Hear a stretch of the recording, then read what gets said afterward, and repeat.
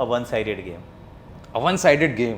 कान के पास बाउंसर आनी चाहिए। नमस्कार, वेलकम और स्वागत है आपका India.com पर। देखिए, वर्ल्ड कप 2023 चल रहा है। आप India.com पर हर चीज़ें देख रहे हैं, आप लाइव कवरेज देख रहे हो, आप अपडेट्स देख रहे हो, आप मैचेस के बारे में लाइव हमारी मैराथन देख रहे हो। और चीज़ जो आप बहुत ज़्यादा हमारी पूरी यूट्यूब चैनल पर देखते हैं वो है आकाशवाणी। तो इंडिया वर्सेस पाकिस्तान का मुकाबला है और उसी आकाशवाणी पर विस्तार से चर्चा करने के लिए हमारे साथ जुड़ चुके हैं लेजेंड सर। स्वागत है आपका, welcome to India.com। Thank you so much, thanks a lot. Sir, coming directly to the point, सीधी सीधी बात है, इंडिया वर्सेस पाकिस्तान का देखिए कल मुकाबला है। एक सबसे बड़ी दिक्कत वो होता था ना, जब हम स्कूल में होते थे कि आप पढ़ के कुछ जाते थे, सिलेबस से अलग क्वेश्चन आ जाता था, तो दिक्कत हो जाती थी। एक वैसा ही सवाल आ रहा है अब। उस सवाल का नाम है मोहम्मद रिजवान। पिछले 4 मैचेस में 388 रन बना चुके हैं। पिछला जो मुकाबला था 131 वहां मारे थे। कैसे इनसे पार पाएगी टीम इंडिया? क्योंकि तैयारी तो मेरे ख्याल से बाबर आजम के लिए करके गए थे। देखिए, बाबर आजम के लिए तैयारी आप करते हैं, पर बाबर आजम की सच्चाई ये भी है कि भारत के खिलाफ तो अभी एक भी अर्धशतक ओडीआई क्रिकेट में तो नहीं बना है। रिजवान अच्छे खिलाड़ी हैं, अच्छा खेल भी रहे हैं, स्पिन को बहुत अच्छा खेलते हैं, स्वीप वगैरह अच्छे से मारते हैं, पर उनके खिलाफ मुझे लगता है थोड़ा फास्ट बॉलिंग आपको थोड़ी और करानी होगी।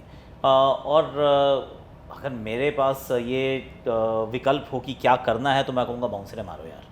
ये अच्छा मैदान है, ठीक साइज़ का मैदान है, इसमें आप इनको बाउंसर से पीछे की तरफ धकेलने की कोशिश कीजिए, क्योंकि बहुत ज़्यादा देर तक आप इनको पिच पे रखेंगे उसका कोई लाभ तो होने वाला है नहीं। तो हो सकता है 2 चौके लग जाए, पर बाउंसर हैं। अगर आपने वहाँ पे देखा रिजवान को, तो कान के पास बाउंसर आनी चाहिए।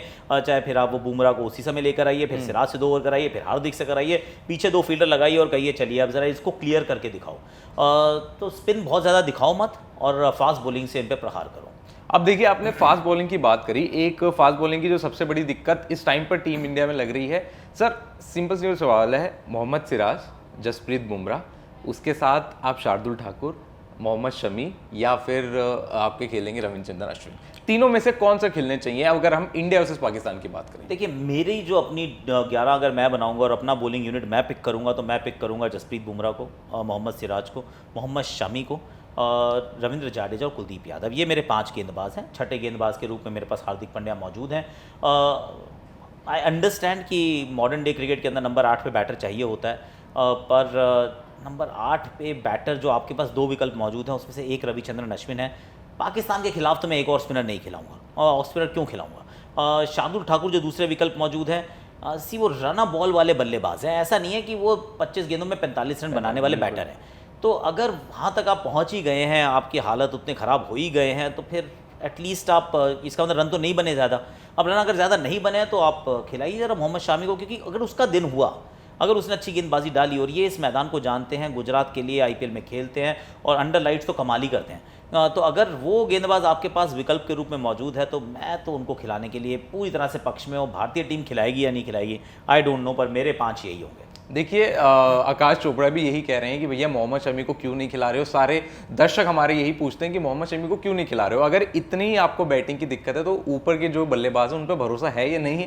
सीधी सीधी बात तो यही होती है। पर सर, अब बल्लेबाजों की अगर बात करें, Rohit Sharma left arm pacer, पिछली बार अभी तक अगर मैं लेफ्ट आर्म पेसर्स की बात करूँ 53 बार आउट हो चुके हैं।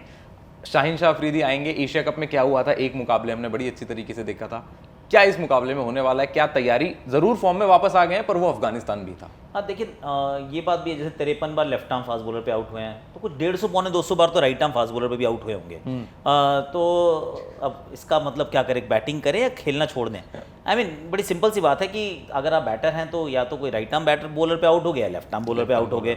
अब लेफ्ट आर्म बॉलर पे आउट होते हैं, बात आपने ठीक कहा कि, लेकिन ऐसा भी नहीं है कि 5 का औसत है कि बैटिंग नहीं करनी आती, और जैसे ही मिचेल स्टार्क आते हैं तो आउट हो जाते हैं। अभी कवर्स के ऊपर 2 छक्के मारे थे वहाँ पे राजकोट में। फजल हक फरूकी आते हैं तो वो भी पिटाई खा के जाते हैं। तो और शाहीन आफरीदी भी, मतलब शाहीन आफरीदी अगर एक मैच में आउट करते हैं, तो अगले मैच में वो भी पिटाई खाते हैं। तो ऐसा नहीं है कि वो रोहित शर्मा को लेफ्ट आर्म पेस खेलनी नहीं आती है।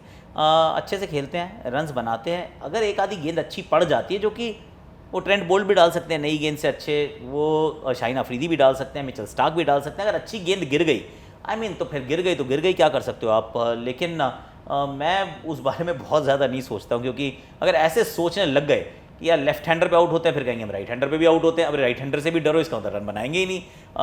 थोड़ा सा ज़्यादा ओवररेटेड है कि लेफ्ट आर्म पे तंग होते हैं।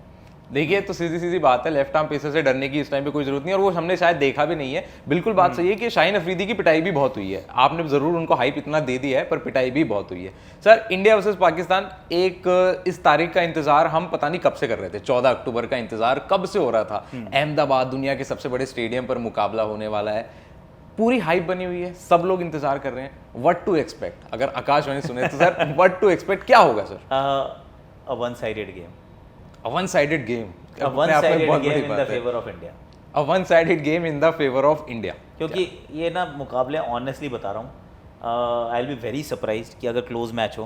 पहली बात तो इस टूर्नामेंट में कोई क्लोज मैच नहीं हो रहा, सारे वन साइडेड हैं। इंडिया पाकिस्तान के पुराने जितने मैच आप उठा के देखोगे आप सारे पाओगे वन साइडेड हैं। तो इंडिया पाकिस्तान की जो राइवलरी है वो होती बड़ी अच्छी है, और बहुत उस पर चर्चा भी रहती है, हम सब उस पर बात भी करते हैं, कॉन्टेक्स्ट आ जाता है। लेकिन मैचेस बड़े एक तरफा होते हैं यार, और मुझे लगता है कि जो भारतीय टीम का इस समय जो खेलने का तरीका है और जिस तरीके की फॉर्म है, ये वन साइडेड भारत के पक्ष में जाना चाहिए मैच। वन साइडेड भारत के पक्ष में जाना चाहिए। सीधी सीधी बात आकाशवाणी हो चुकी है कि इंडिया जीत रही है, बड़ा मुकाबला है, 14 अक्टूबर की इंतजार हम सब कर रहे थे। पर thank you so much sir हमारे साथ जुड़ने के लिए, और इंडिया वर्सेस पाकिस्तान की हाइप बनी है, बनी रहनी चाहिए, कल पता चल जाएगा क्या होने वाला है।